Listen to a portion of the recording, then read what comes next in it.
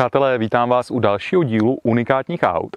A jak už jste z náhledové fotky poznali, tak dnes tu nemáme žádného veterána, ale máme tu novou Mazdu MX-5.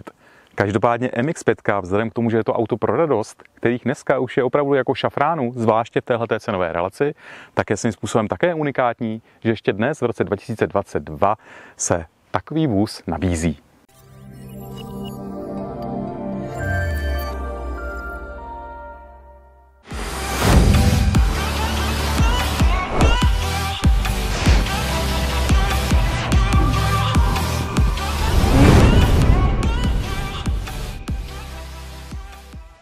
Dříve než si začneme představovat tuto MX-5, tak jsem chtěl poděkovat jednak Autopalaz z Brno za zapůjčení tohoto krásného sportáčku a zároveň našim odběratelům. A kdo nás ještě neodebíráte, prosím, odebírejte nás, ať vám neunikne žádné další naše video.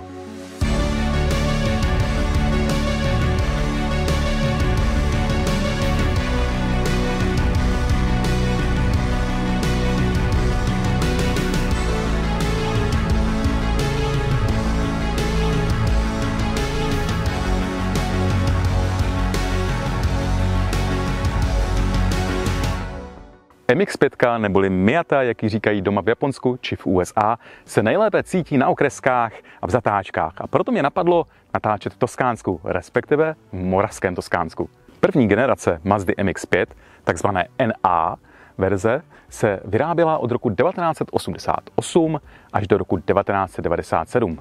Byly to takové ty mrkačky a dneska to jsou ceněné youngtimery.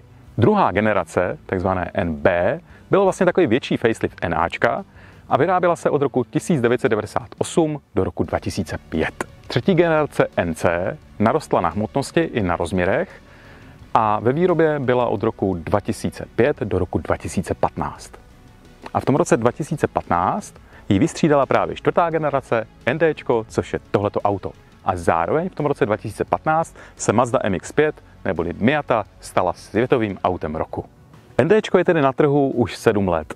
A pomalu se šušká o nástupci. Každopádně tato verze právě navázala na tu první generaci, takže auto je opět menší než byl předchůdce a hlavně lehčí.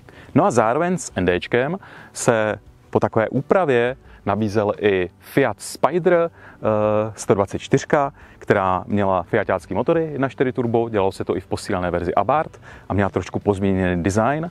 A já, když jsem vybíral lokalitu, kde budeme právě Mazdu natáčet, tak jsem tady nedaleko taky zastavil a vedle mě tam právě ten Spider zastavil. Takže pro srovnání přidáme fotografii, abyste věděli, jak tyhle ty auta se od sebe liší.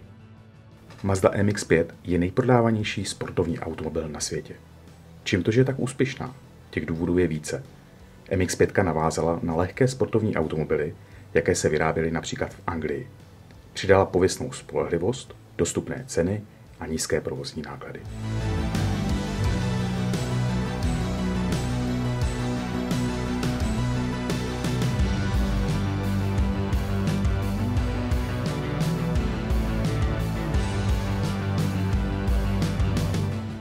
Tak pojďme si MX-5 představit trochu detailněji. Tak tahle tak konkrétní má bodykit po celém vlastně autě, jak ze předu, tak z boku. Ten navyšuje tu cenu o 60 000 korun a rovnou se můžeme podívat i na motor. U Mazdy je super, že ještě není zakrytovaný, tak jak to dneska bývá, že ty motory bývají zakrytovaný hnusným plastem, tak tady je ještě krásně vidět. Teď jsem si uvědomil, že jsem ho ještě neotvíral sám. Jo, dobrý. Takže tak se na ně můžeme podívat. Tento konkrétní kus 2 litr 184 koní, ještě se dělá slabší 1.5, která má 132 koní. Já jsem jel s oběma těma autama a samozřejmě ten 2 litr má tu dynamiku lepší, je to prostě super.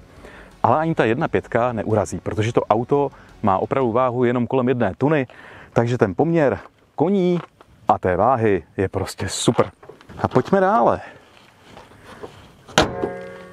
Samozřejmě Mazda je odjakživa ve všech 4 generacích dvousedadlová, čili sportovní sedadla, konkrétně tady v té nejvyšší výbavě je kombinace kůže a alcantary a je tady výborná audio soustava od Bose.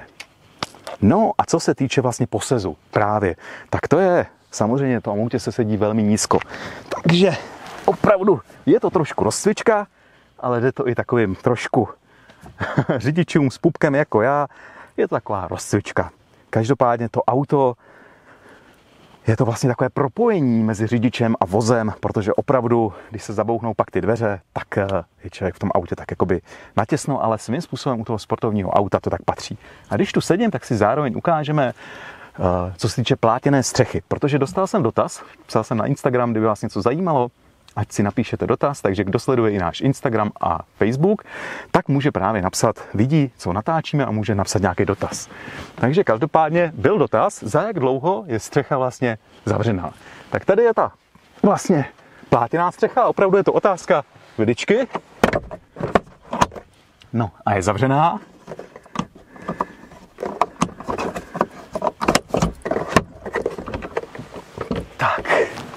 Nemám to nacvičený ještě, takže i to sundání samozřejmě bývá jinak rychlejší.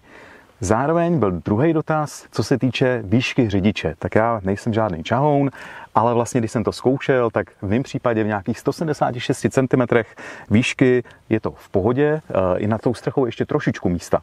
Myslím si, že řidiči, co měří více jak 180 cm, už by mohli mít problém, protože přece jenom místa nad tou hlavou už není tolik.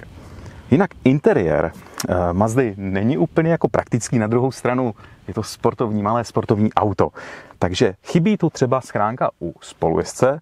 Na druhou stranu, to možná vystoupím, aby to bylo lépe vidět, jsou vlastně, možná pojď z této strany, protože jsem chtěl ukázat, že jsou schránky za sedadly řidiče i spolujezdce, plus ta prostřední schránka je uzamykatelná. Takže to zase vrátíme. No a tady jsou vidět ty bezpečnostní rámy. Jinak existuje ještě verze RF o 80 000 korun dražší, která má tu pevnou elektricky stahovací střechu. No, co se týče kufru, tam možná mám takovou trošičku malinkou výtku, protože vlastně to kufr se otvírá tady dole, což není úplně prakticky, když to auto je třeba trošku špinavý.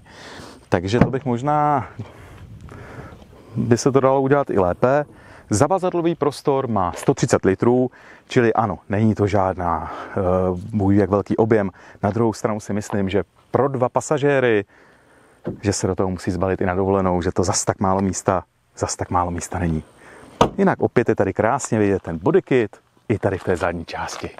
MX-5 má výborné jízdní vlastnosti právě i díky rozložení hmotnosti, protože ten motor je vlastně za přední nápravou, naopak řidič sedí těsně před zadní nápravou.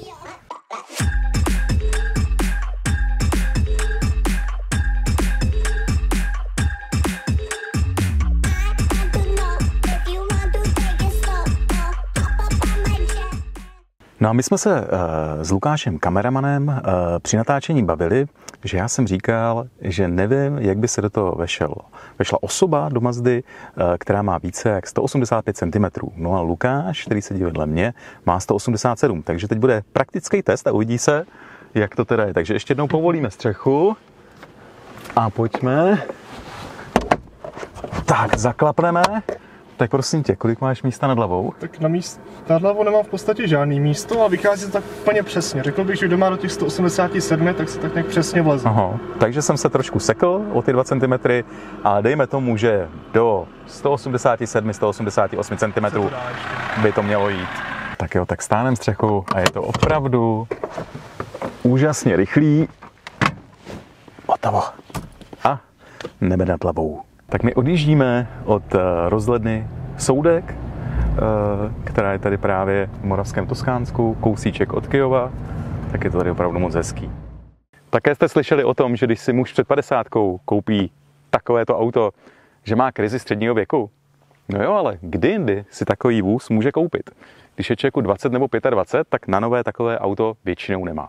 Když je mu 30 nebo 35, tak zase potřebuje rodinné auto, aby mohl vozit děti.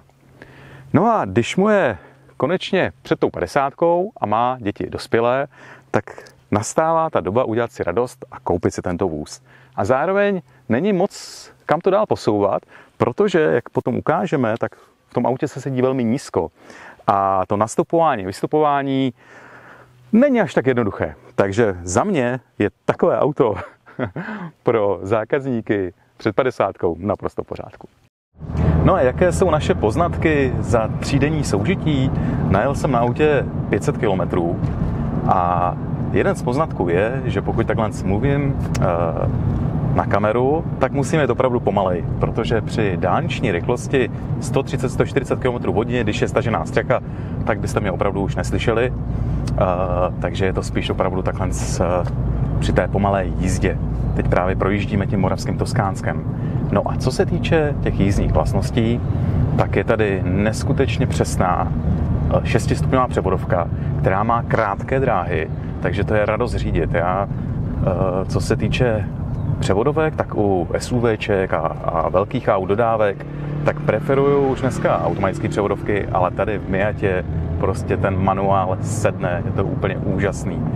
Ty jízdní vlastnosti jsou fakt, je to radost a to auto je lehoučký a prostě reaguje, to splyne ten řidič s tím autem a je to opravdu radost. No, váhu jsem říkal, ta tam není ani tuna, takže opravdu je to lehoučký auto, malý, i do města, krásně se s tím člověk zaparkuje, všude vejde. A co jsem neřekl? Já myslím, že asi jsem řekl všechno, co se týče těch jízdních vlastností. Brzdy výborný, za plynem to jde krásně, ten 2 litr. Takže je to auto opravdu pro radost. Ty jízdní vlastnosti jsou tady takhle výborný právě z toho důvodu, že je to taková ta klasika, motor vpředu a náhon na zadní kola. No a nakolik vlastně MX-5 přijde peněz? Tak zde je bohužel vidět vysoká inflace, která právě v tom roce 2022 je, protože veškeré auta se zdražujou a bohužel se to nevyhlo ani Mazdě. Konkrétně dneska, já jsem tady na to vzal taháček, ceny u 1.5 startují na 800 000 korunách. Každopádně tahle ta verze je 2 litr v té nejnadupanější verzi a ta už stojí 996 000.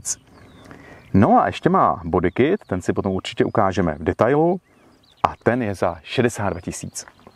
Každopádně je možné mimo tu klasickou plátěnou střechu mít ještě pevnou elektricky stahovanou střechu, protože tahle je manuální a ta potom stojí dalších 80 000. Čili dneska není problém dostat se s Miatou v té dobré výbavě a s 2litrovým motorem přes 1 000 000 korun.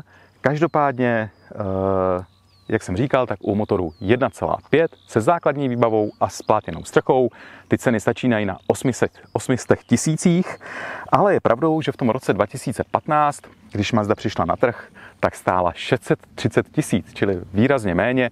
Je pravda, že ta výbava nebyla tak bohatá. Každopádně Mazda si, co se týče ceny, i přes to navýšení, zachovává výborný poměr ceny a za lomítkem bych řekl radost, protože to auto stále vlastně mě nenapadá konkurent v téhleté cenové relaci do 1 000 000 korun nebo kolem 1 000 000 korun, který by nabídl otevřenou verzi a tolik vlastně muziky za ty peníze. Každopádně, pokud na to máte svůj názor a máte třeba jiný tip, napište mě to do komentáře, jsem na to zvědavý. A já už poděkuju, že jste se dodívali až sem. Pokud nás ještě neodebíráte, prosím, dejte odběr. A my zase natočíme nějaké další video a už se na vás moc těším. Mějte se krásně, děkuju za sledování ještě jednou, naschledanou a ahoj.